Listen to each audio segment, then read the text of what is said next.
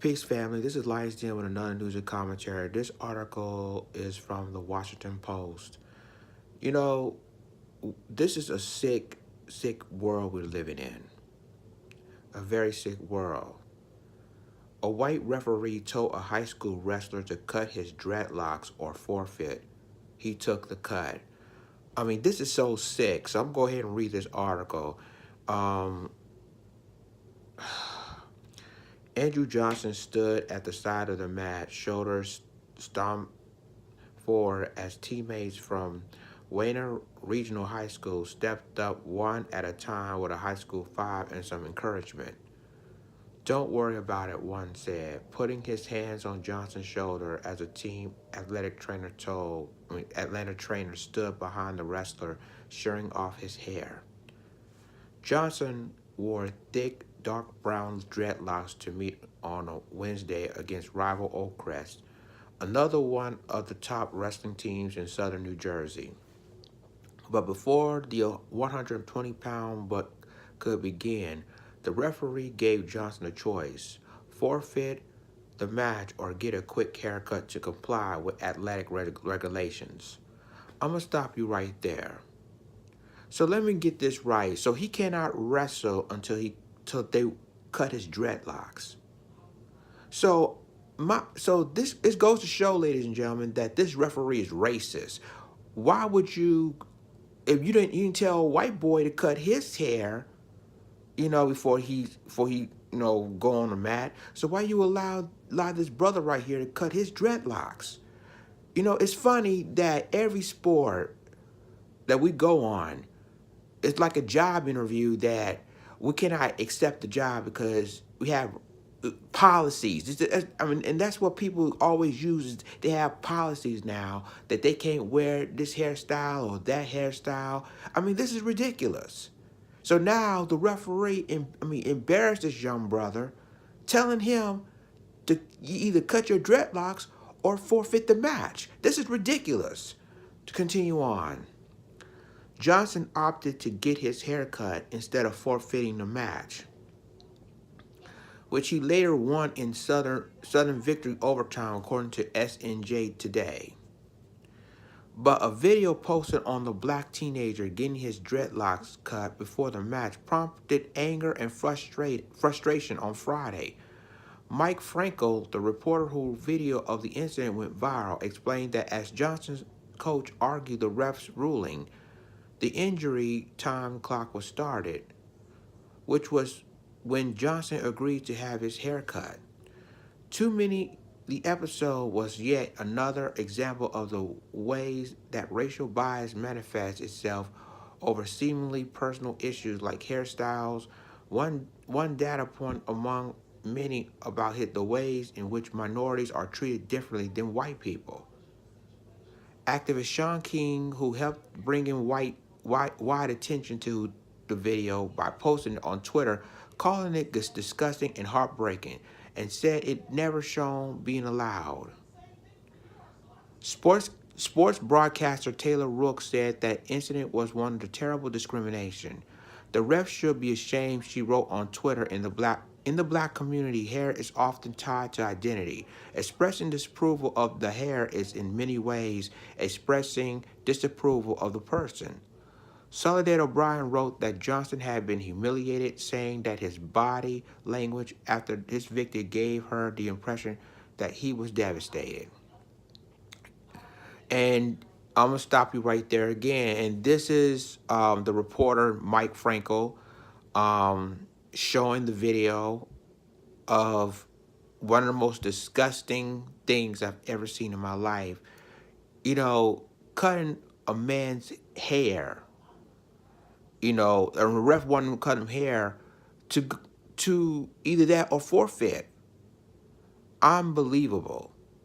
I'm going to continue on. The referee was identified in news reports as Alan Maloney, who drew news media coverage in 2016 after a dispute with a black coach. This is even more interesting, ladies and gentlemen. The coach said at the time that Maloney, who is white, called him the N-word during an argument, an accusation which Maloney said he did not remember.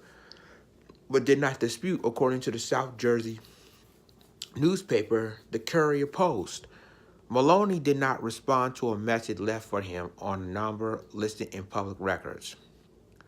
Bert Ash, a professor of England American Studies at the University of Richmond, said that dreadlocks, which have become more in vogue as a black hairstyle in recent years, often provoke strong response from people who seek to uphold culture norms.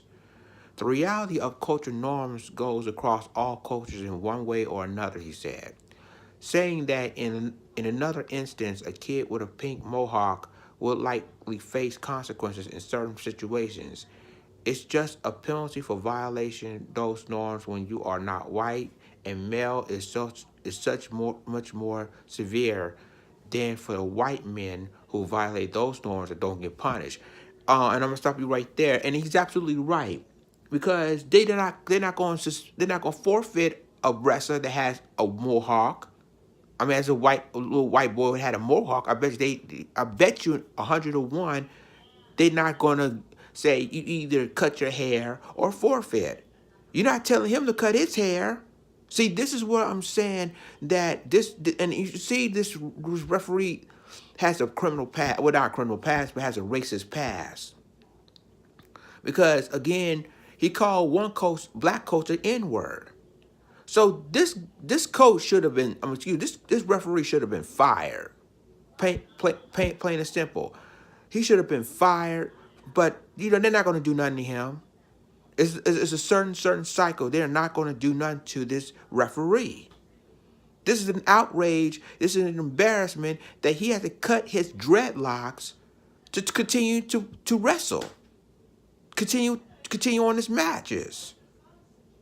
Unbelievable. And this is not all. I'm going to go ahead and read the rest of this article. Others too saw it as clear-cut case of racial bias, unconscious or not. This is not about hair. This is about race. How many different ways will people try to exclude black people from public life without having to declare their bigotry? The ACLU of New Jersey stated in a statement. The discrimination, and it's not okay. This is discrimination, and it's not okay. And I'm gonna explain about it's similar to Gabby Douglas. I'm gonna explain her situation in a second. They said that the National Federation of State High School Association dictates the rule for high school wrestling matches. One of its new points of emphasis for wrestling officials this year is to ensue all equipment worn on the mat, including hair coverings, fits snug to a wrestler's body. Now, if these dreadlocks was a problem, and I'm gonna be honest with you, ladies and gentlemen, if those dreadlocks is a problem, why haven't they gave this brother the hair cover to cover up his dreadlocks if it was a problem? And now that he's threatening him, saying that either you cut your dreadlocks or forfeit the match. And this is an embarrassment. There's a video showing that I guess one of the assistant coaches cut his dreadlocks. This is remind you of the situation with Gabby Douglas' hair. Because, when she was Gabby Douglas, when she was in the Olympics, there's harsh criticism on her with her hair. Said she needed to do something with her hair. And this is not just white people that's saying it. It's our sisters that's saying about her Gabby Douglas's hair. And even if Gabby Douglas, even let's just say hypothetical, even if Gabby Douglas does, have her hair done, they're still gonna hate on her regardless. See, this has to stop. This is literally has to stop. And the referee who made this statement need to be fired. That is an embarrassment. They need to do something. They need to fire him as a referee.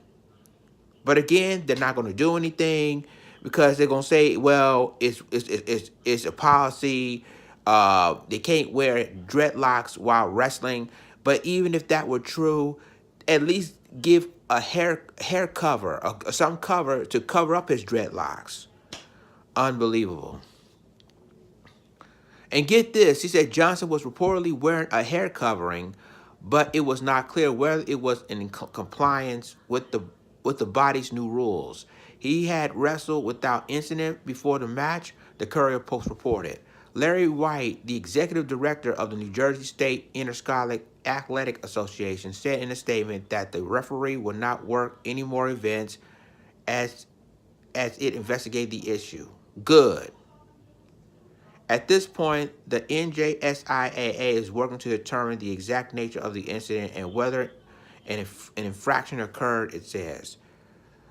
David C. Cappuccio Jr., the superintendent of the school district, said in a statement that no school district staff member influenced the student into making this decision. The NJSIAA said it had been in touch with the New Jersey Division of Civil Rights about the wrestling match. Spokeswoman Sharon Lachier said in a statement that the division, part of the state's attorney general's office, opened an investigation Friday into the incident under a 2013 agreement with the NJSIAA about incidents of potential bias in high school sports.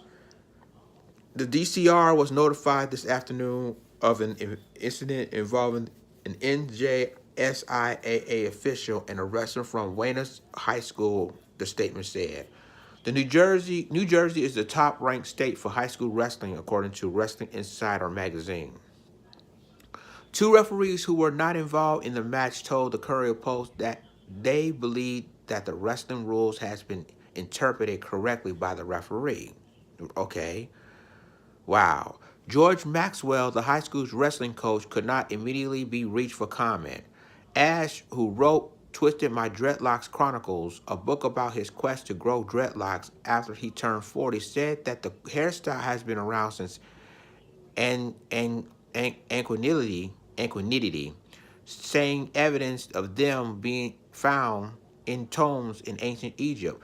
But he said they were brought back into the mainstream consciousness in the 1960s and 70s because of the growth of Rastafarianism in Jamaica. They have continued to grow in popularity in recent years.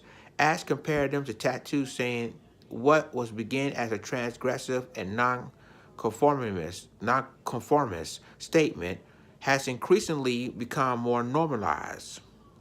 It only becomes a big deal when someone who has some form of cultural authority, like a referee at a wrestling match, or a principal of a private school, or someone who, instead of having to deal with the reality that it's part of American culture, can say not here, not on my watch, he says. Those sort of moments are shrinking. They're very minute now, but that part's of why they make the news.